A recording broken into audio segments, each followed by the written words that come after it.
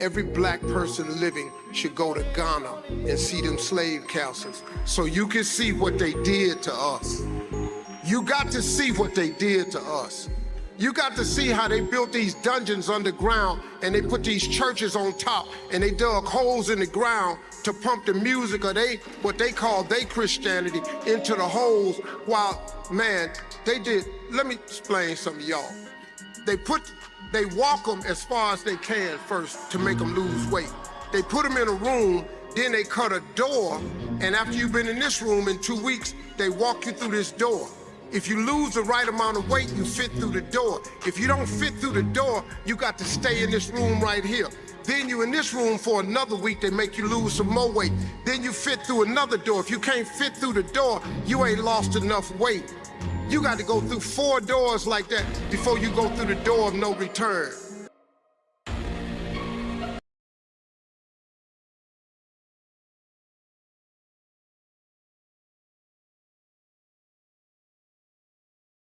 Slave castles, the pit of terror.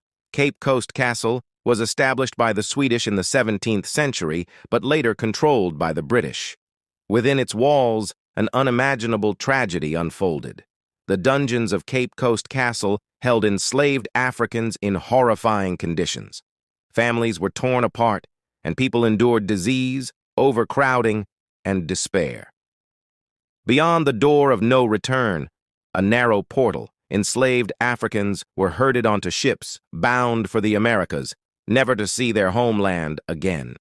Elmina Castle, just a few miles from Cape Coast, was the first European slave trading post in sub-Saharan Africa. Its dungeons held thousands of captives in squalid conditions. The suffering endured here is etched into the stone walls. These castles were central to the transatlantic slave trade, a dark chapter in history where millions of Africans were forcibly taken from their homes and transported to the New World.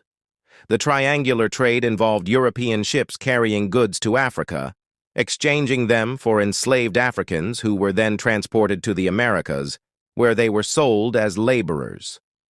The ships returned to Europe with valuable commodities like sugar, tobacco, and cotton. Amidst this brutality, there were stories of resistance and resilience. Enslaved Africans often found ways to preserve their culture and fight back against their oppressors. They crafted art, music, and even tools that would later contribute to the abolitionist movement. Today, Cape Coast Castle and Elmina Castle stand as UNESCO World Heritage Sites. They serve as powerful educational tools, helping us remember and learn from the past. Visitors can take guided tours to gain a deeper understanding of the horrors that occurred within these walls and the importance of never forgetting. This was the last view for many enslaved Africans. It's called the Door of No Return. The Elmina slave castle in Ghana was a place of unimaginable horror for enslaved Africans. The castle was designed to hold thousands of captives in cramped and unsanitary conditions. The slaves were subjected to extreme physical and psychological abuse, including beatings, R-word, and torture. Many were forced to work long hours in the castle's dungeons, with little food or water. The mortality rate was high, and thousands of enslaved Africans died in the castle before they could be sold into slavery. The Elmina slave castle stands as a dark reminder of the brutal history of the transatlantic slave trade.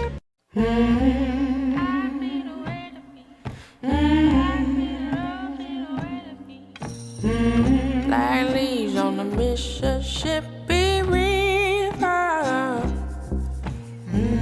Black leaves in the Mississippi fire. Black leaves in the Mississippi choir. Black leaves on the Mississippi land.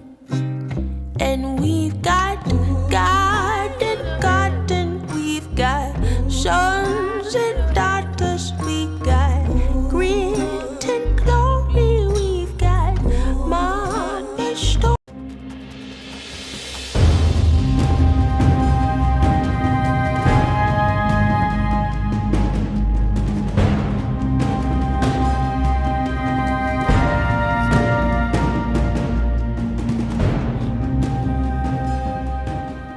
The transatlantic slave trade began during the 15th century when Portugal and subsequently other European kingdoms were finally able to expand overseas and reach Africa.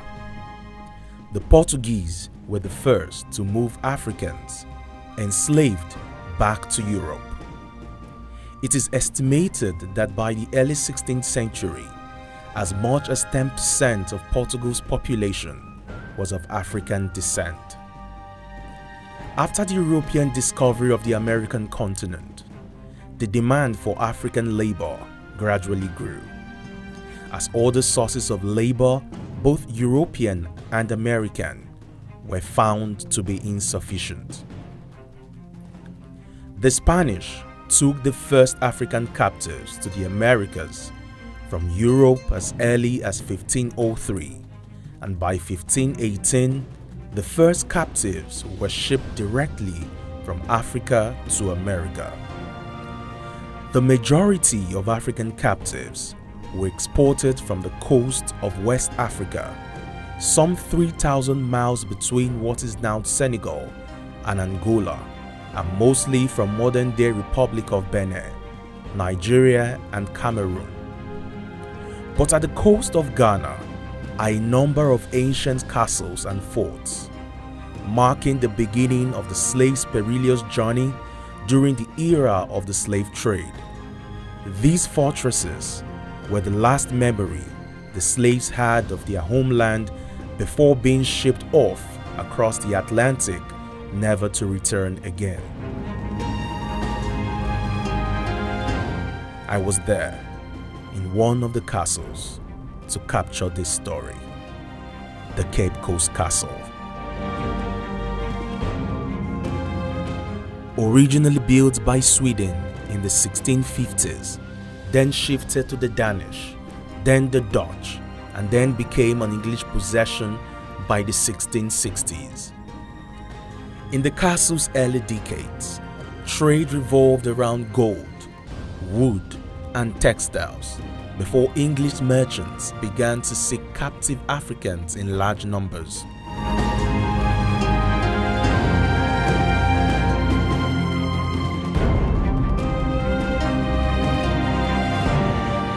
As I walked in, we could hear the singing of local traditional priests who in the dungeon had their shrine in honor of their religious beliefs.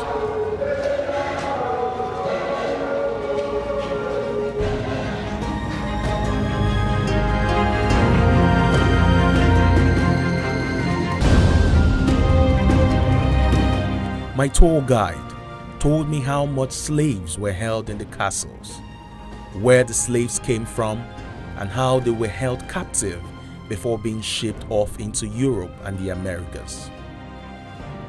This is actually the youngest as well as the smallest of the three castles built along the coast of West Africa. But then we say that this is the biggest slave castle. It's the biggest slave castle because it was built at the time when the transatlantic slave trade was at the highest level. So the dungeons here were actually built much bigger to hold about 1,500 people at the same time. Well, the people that were brought here were not all from Ghana. They brought them in from several parts of Africa. But the biggest number came from West Africa. And they had to walk from wherever they were captured, either tied up or in shackles and chains. They find themselves here in Cape Coast Castle in particular. Before they send them into the dungeons, each group of Africans that were here were owned separately by lots of British companies. So the companies will then put metals with their initials on them into fire. A tense where they pull it out. Before the metal goes to any part of the human body, they smear that part up with oil before they brand them. After branding them, they will send them into the dungeons where they stayed at least 2 weeks or 3 months, waiting for the arrival of the slave ships. Now we are in the male dungeon, starting from here all the way down to the 5th room. The whole place took about 1,000 black men. 1,000 black men, mathematically we will say that each of these rooms held about 200 people. We walked through the door of no return. At this point, it was a heavy moment for me. But what is being done to ensure that this heritage is never lost. Sebastian, my tour guide, told me that routine checks are frequently conducted on the castle to ensure that it is always in shape and never lost. Bennett Joseph, New Central TV.